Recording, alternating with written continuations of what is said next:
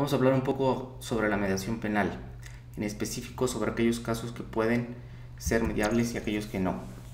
Por regla general, y en este caso vamos a hablar concretamente de México, en este país se ha establecido que solamente aquellos delitos que no sean graves pueden ser mediables, los que sean graves no lo pueden ser. Para saber cuál delito es grave o cuál no, nos tenemos que remitir a los códigos penales o procesales penales de cada entidad federativa o de la federación. Recordemos que México se encuentra dividido, es una república federal dividida en estados, y cada estado, como sucede en Estados Unidos o también en Brasil, cuenta con un código penal que es aplicable solamente al territorio de dicho estado, además de contarse con un código penal federal, el cual aplica para todo el territorio nacional.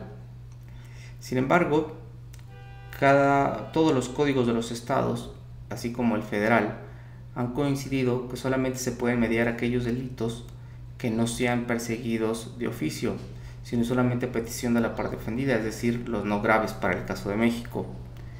Y como les he mencionado, la gravedad no se determina mediante la naturaleza del delito, sino es un simple catálogo que viene en estos códigos, los cuales dicen cuáles son graves y cuáles no.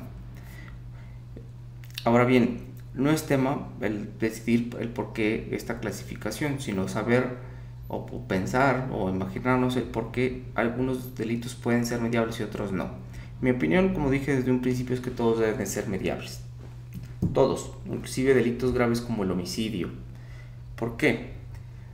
Sí, continuando con el ejemplo de México, por lo general cuando una persona comete un delito, el ofendido no recibe realmente una reparación del daño por aquel delito. Muy pocas veces sucede eso. Y esto no es algo privativo de este país, lo he visto en varios. Pondremos un ejemplo. En un choque de autos, si la persona responsable por el choque no cubre la deuda que ha contraído por el choque que ha ocasionado, realmente no se puede hacer nada en contra de esa persona, porque al no ser un delito grave puede llegar a alcanzar el beneficio de la libertad bajo caución, salir bajo fianza, no purgar ningún tiempo dentro de cárcel y ni siquiera tiene la obligación de pagar. Sí tiene la obligación de pagar la deuda contraída por el choque, más no se le puede obligar. Se tendría que abrir un juicio civil, tratar de ejecutar la deuda que ha contraído. Cada legislación de cada estado va variando, pero aún así, aún teniendo sentencia favorable, al ser una deuda, realmente la deuda, al ser una deuda de carácter civil, no puedes hacer nada para ejecutarla, porque la Constitución solamente permite meter a la gente a la cárcel por delitos que comete, no por deudas civiles o mercantiles. Y en este caso, además, el delito que ya cometió realmente lo está purgando fuera de la cárcel porque está dando una fianza que le permite conmutar la pena. Este es un ejemplo, pero vámonos a algo todavía más general. Cuando una persona comete un delito, primero hay que, a menos de que sea una fragancia que se esté cometiendo en ese momento, y aún en ese caso hay que presentar una denuncia, o esta denuncia en algunos casos es de oficio. Se abre la denuncia, se presenta la denuncia y se abre una averiguación que se llama averiguación previa. En la averiguación previa, el Ministerio Público tiene la obligación de demostrar que la persona a la cual se ha denunciado hay elementos suficientes para consignarla ante un juez. Obviamente la persona que ha sido denunciada tiene el derecho para defenderse dentro de esta averiguación.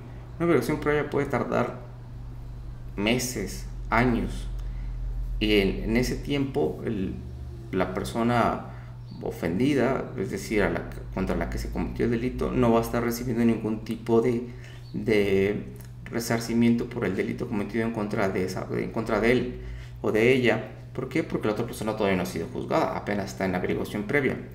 Si es que se encuentran elementos suficientes, el Ministerio Público va a consignar a dicha persona ante un juez. El juez va a liberar una orden de aprehensión Esa orden de aprehensión es solamente, obviamente, para prender a la persona, al indiciado, al que va a sujetarse a proceso. Mas, sin embargo, aquí inicia el juicio.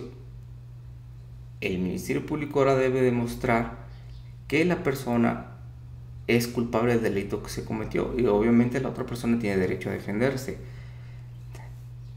El juez puede o no hallar culpable a esta persona.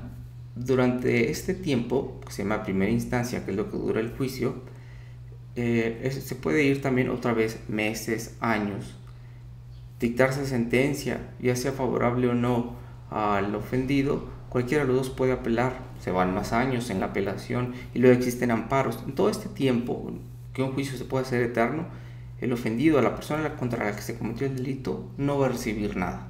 Y aún así, aun cuando el juicio fuera pronto, fuera rápido, o aun que tardara varios años, como hemos mencionado, al final la persona puede no entrar a prisión porque puede pagar una fianza para no estar en ella, y si no alcanza fianza, pues solamente va a estar en prisión, pero nunca va a resarcir el daño que cometió. Va a estar en prisión, pero nunca el ofendido va a recibir dinero, o en el caso de un robo de auto, un nuevo auto, nada. En cambio, si nos vamos a una mediación, podríamos resolver el delito en un par de sesiones, de una semana, de un mes, de algunos días, en el cual tanto el ofendido va a recibir un resarcimiento por el delito que se ha cometido en su contra, y la otra persona realmente va a pagar por el delito que cometió. Ahora bien, las facultades de derecho dicen, es que con la justicia no se puede negociar. Pues realmente, aunque en México no está permitido de manera legal, aunque ahora ya se permite por la mediación, siempre los abogados lo han hecho en las evaluaciones previas. Le dicen al indiciado, asume tu responsabilidad, el otro te va a otorgar el perdón, entregamos cierta cantidad de dinero y se acabó. Eso es una negociación, no es una mediación en sí, pero sí es una negociación. ¿Por qué no hacerlo ya legal? Legalmente ya se está empezando a hacer, pero solamente con los delitos no graves. ¿Por qué no hacerlo con todos? Inclusive con los homicidios.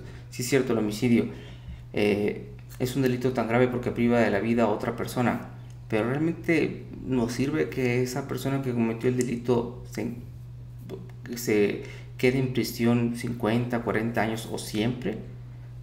Las personas, los deudos de la persona que ha sido privada de su vida no reciben ningún tipo de resarcimiento por la muerte de su ser querido. Inclusive